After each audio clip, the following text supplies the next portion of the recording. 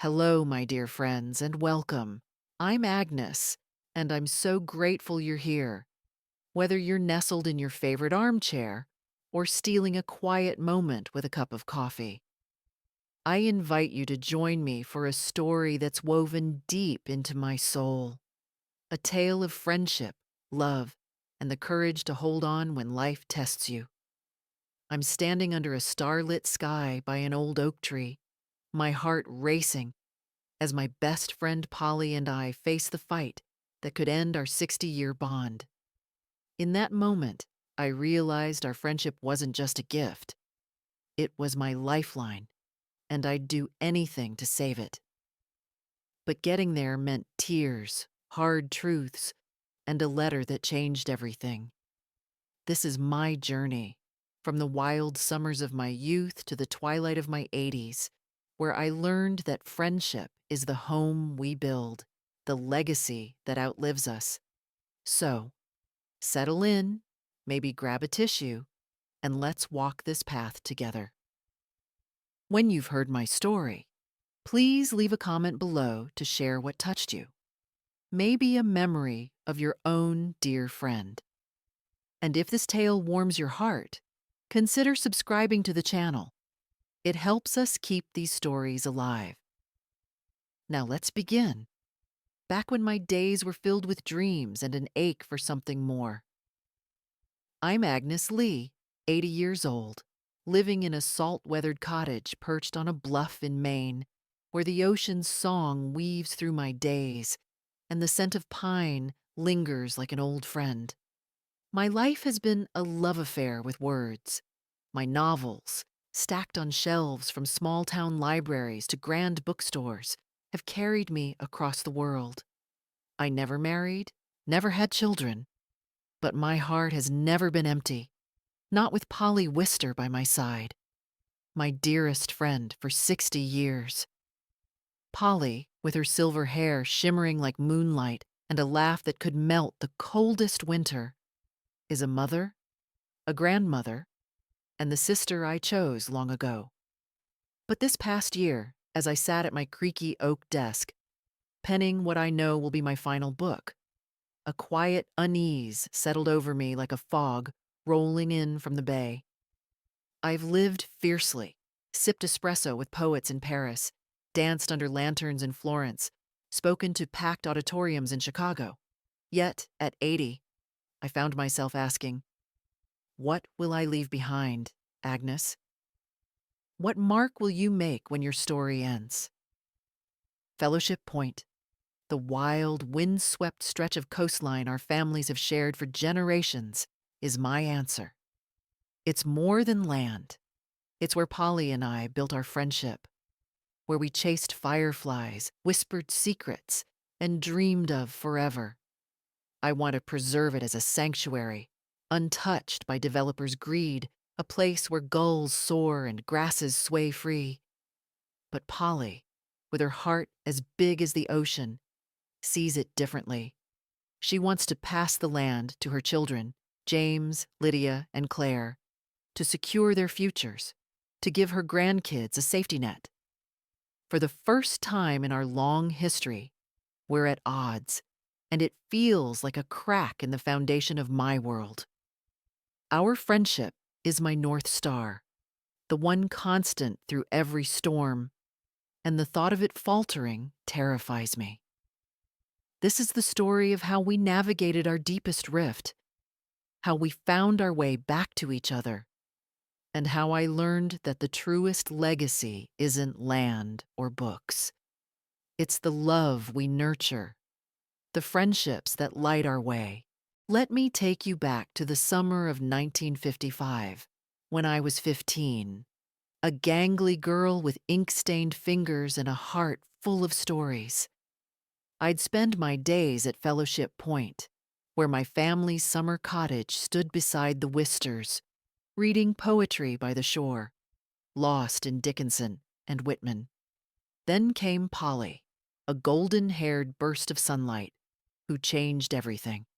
She bounded across the lawn one morning, her sundress fluttering, and called out, "Agnes, put that book down and come swim." You can't live in pages all summer." Her grin was contagious, and before I knew it, we were diving into the icy Atlantic, squealing as waves crashed over us, laughing until we could hardly breathe. That summer, we became inseparable, two girls knitting a bond that felt eternal. We'd sprawl on the grassy bluff, the sea sparkling below, sharing dreams as vast as the horizon. I wanted to write novels that shook the world. Polly dreamed of a home filled with children, a love that would last a lifetime. We'd braid wildflowers into each other's hair, read poetry aloud, and sneak out at night to count stars. One twilight, as the sky burned crimson, we carved our names into an ancient oak tree by the cliff. Agnes and Polly, forever. I looked at Polly, her eyes reflecting the fading light, and said, "No matter what, we'll always come back here." She squeezed my hand and nodded. "Forever, Agnes." We made a pact to return to Fellowship Point every summer, no matter where life led.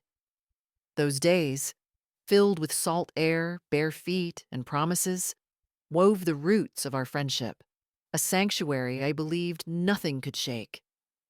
But life, as I'd come to learn, has a way of testing even the deepest vows, and our story was just beginning. As we grew, life spun us down different paths, like two rivers flowing from the same spring. I moved to New York City at 22, renting a cramped apartment in Greenwich Village, where I wrote my first novel, The Sea's Whisper, by the flicker of a single lamp. My books found readers, and soon I was traveling, sipping tea in London bookshops, debating literature in Rome cafes, signing copies in Tokyo under cherry blossoms. I thrived on my independence, the freedom to chase ideas across continents, to live untethered. Polly chose a quieter, fuller life. She married Dick Wister, a lawyer with a laugh that filled a room, and settled in Philadelphia, where she raised 3 children, James, Lydia, and Claire, in a house bursting with love and chaos. Despite the distance, our friendship held fast. Polly's letters arrived like gifts, scrawled in her loopy handwriting, full of stories about Claire's first steps or James's mischief at school. I'd reply with tales of book tours and late-night talks with poets, always closing with, "Miss you, Paul. Come to New York soon." Every summer, we reunited at Fellowship Point, our sacred ground. I'd arrive with a suitcase of manuscripts, and Polly would roll in with a station wagon packed with kids, picnic baskets, and beach toys.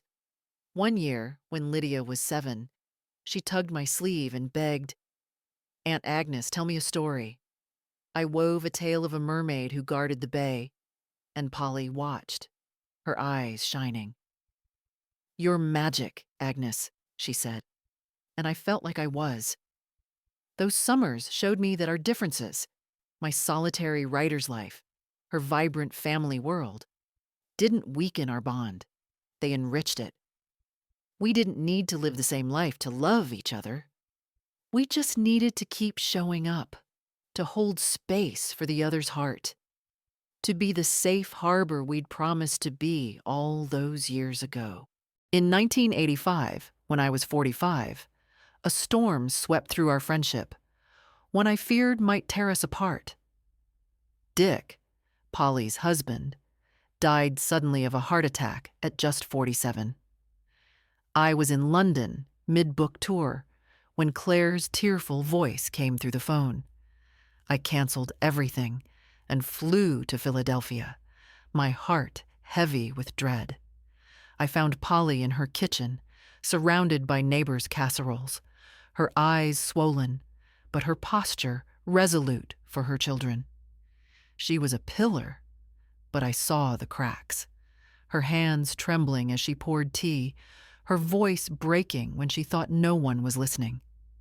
I stayed for 3 weeks, cooking vats of chicken noodle soup, reading The Velveteen Rabbit to James, Lydia, and Claire, and sit in with Polly at night as she wept. "I don't know how to do this, Agnes," she whispered, her face buried in my shoulder. "Dick was my everything."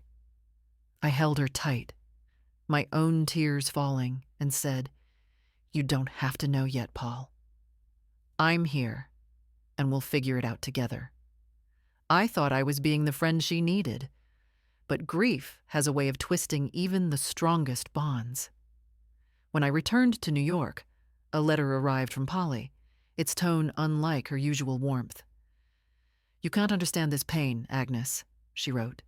"Your life is so free, so unencumbered. I feel alone, even with you here." The words cut deep, like a betrayal. Hadn't I dropped everything for her? Didn't I love her family as my own? I wrote back, my pen shaking, pouring out my hurt, my love, my apologies for any way I'd failed her. Weeks passed with no reply. For 6 months we didn't speak, the longest silence in our 30 years of friendship. I walked miles through Central Park, my scarf wrapped tight against the February cold, wondering if I'd lost her forever. My apartment felt emptier, my writing stalled, my heart heavy with the fear that our forever had been a lie. Then, one April morning, my phone rang. It was Polly, her voice soft and broken. "Agnes, I'm so sorry. I was drowning in grief, and I lashed out. I need you." I didn't hesitate. I took the first train to Philadelphia, and when I saw her at the station, her face lined with sorrow but her eyes warm, we fell into each other's arms, sobbing like the girls we once were. "We're stronger than this," I said, my voice muffled in her scarf. She nodded, smiling through her tears. "Always, Agnes." That storm showed me that friendship isn't flawless. It's a promise to stay, to forgive, to rebuild, no matter how fierce the winds. Fellowship Point was our haven, the place where the world slowed and our friendship bloomed anew each summer. We'd return year after year with Polly's family growing around us. We'd grill lobster and corn, swim in the bay until our fingers wrinkled, and gather around bonfires, telling stories under a sky dusted with stars. As James, Lydia, and Claire grew, they brought friends, then partners, then their own children, Sophie, Ben, Ella, and little Max. I, the unmarried Aunt Agnes, became the family's storyteller, spinning tales of pirates and mermaids, teaching the grandkids to make kites from newspaper and twine. One summer, Ben, then 9, handed me a drawing of me as a book queen, crown and all. "You're my favorite aunt," he said, and my heart swelled. Polly and I would sit on the porch at dusk, sipping iced tea, watching the kids chase fireflies. "You're their hero, Agnes," she'd say, her voice soft. "And mine." I'd laugh and reply, "You're the one keeping the circus together, Paul." Those moments felt eternal, like Fellowship Point could hold all our joys forever. But this year, at 80, a shadow crept in. Polly, now moving slower with arthritis in her knees, began talking about the land's future. She wanted to sell a portion to fund college for Sophie and Ben, or to help James, who'd lost his job in a factory closure. "I need to know they're safe," she said, her eyes pleading. I, on the other hand, was fierce about preserving every inch of Fellowship Point as a nature sanctuary. "Polly, this land is our story," I argued, my voice sharper than intended. "We can't let it be carved up for condos." She looked at me, her face a mix of love and resolve. "Agnes, my story is my family. I have to put them first." The words hung between us, heavy as storm clouds. I walked away, my heart pounding, and stood by the oak tree where we'd carved our names. For the first time, I feared our friendship might not survive this divide. Fellowship Point wasn't just land. It was us. and the thought of losing either felt like losing myself. One stormy night, as rain lashed my cottage windows and the wind howled like a grieving heart, I sat at my desk, my manuscript stalled, and decided to write Polly a letter. I wasn't sure I'd send it. My pride, that old stubborn companion, whispered to hold back. But my heart demanded I try. I lit a candle, its flame flickering, and let the words spill out. I wrote about our first summer, how she coaxed me into the sea, teaching me to live beyond my books. I wrote about the night we freed a gull tangled in fishing line, our hands scratched, but our spirits soaring as it flew away. I wrote about her courage after Dick's death, how she showed me that family isn't just blood, it's the people you choose to carry in your soul. Most of all, I wrote about my fear. Polly, you're my light, my home, my forever. I'm scared of losing Fellowship Point, but I'm terrified of losing you. We've weathered storms before. Let's find a way through this one, together. My hand trembled as I sealed the envelope, and I mailed it at dawn, my heart racing with hope and dread. 3 days later, I heard a knock. There stood Polly, her scarf loose, her eyes red but bright. "I read your letter," she said, stepping inside, her voice thick. "I'm scared too, Agnes, but we're not done."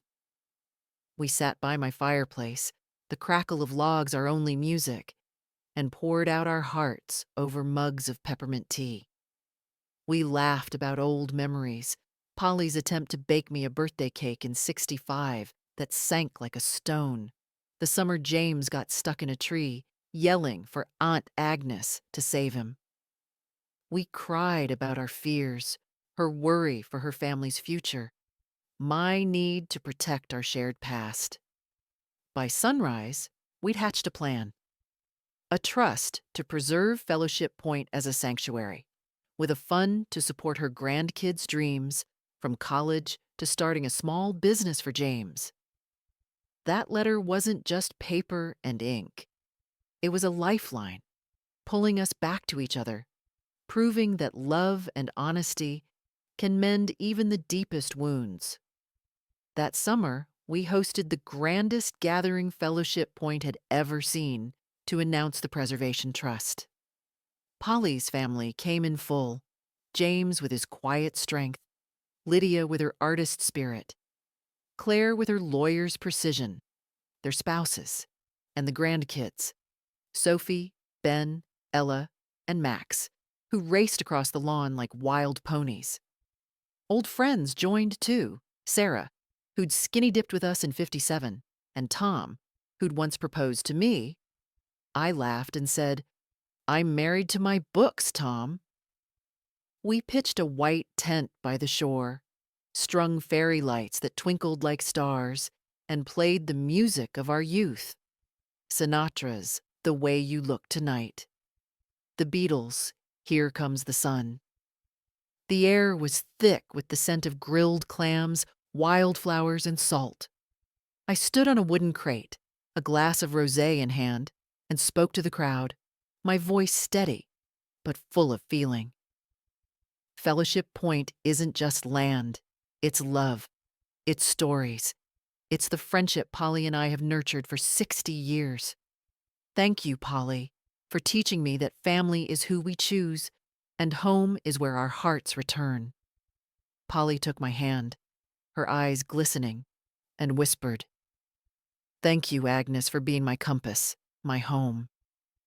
The crowd erupted in cheers, and Sophie, now 12, ran up, throwing her arms around us. "You're the best, Aunt Agnes and Grandma," she squealed, and we laughed, our tears mingling. As night fell, the kids chased fireflies, their giggles blending with the waves, and the adults danced, their shadows swaying under the lights. Polly and I slipped away to our oak tree, its bark worn but our carving. Agnes and Polly, forever. Still bold. "Forever, right?" I asked, my voice soft, almost afraid. She smiled, her face etched with the lines of a life well loved. Forever, Agnes, no matter what. Under the starlit sky, with the ocean humming, I knew our friendship was a lighthouse, guiding us through any darkness, a bond that time could never erode. Now, as I write the final chapter of my last book, my cottage bathed in the golden light of a Maine morning, I'm at peace. Fellowship Point will remain a sanctuary, its cliffs and meadows safe for generations, thanks to the trust Polly and I built together. I may not have children of my own, but I have Polly, her children, her grandkids, who fill my home with crayon drawings, sticky hugs, and calls of Aunt Agnes. I have my novels, stories that have touched hearts I'll never meet. But above all, I have a friendship that's been the heartbeat of my life, the melody that's carried me through 80 years. Friendship, I've learned, isn't a fairy tale. It's a garden, one that needs tending, watering with honesty, pruning with forgiveness, basking in the sunlight of shared joy. Polly and I have laughed until our sides ached, cried through losses that broke our hearts, and argued with the fire of two stubborn souls. Yet each moment has stitched us closer, made us stronger, reminded us that love is a choice we make every day. If you ask me what makes a life rich, I'll tell you. It's the friends who hold you up when you falter, who see the girl you were and the woman you've become, who make every sunrise a gift. Thanks for listening. Don't forget to subscribe and please share your story in the comments. I'd love to hear what this means to you. Your voice matters, and I look forward to connecting with all of you.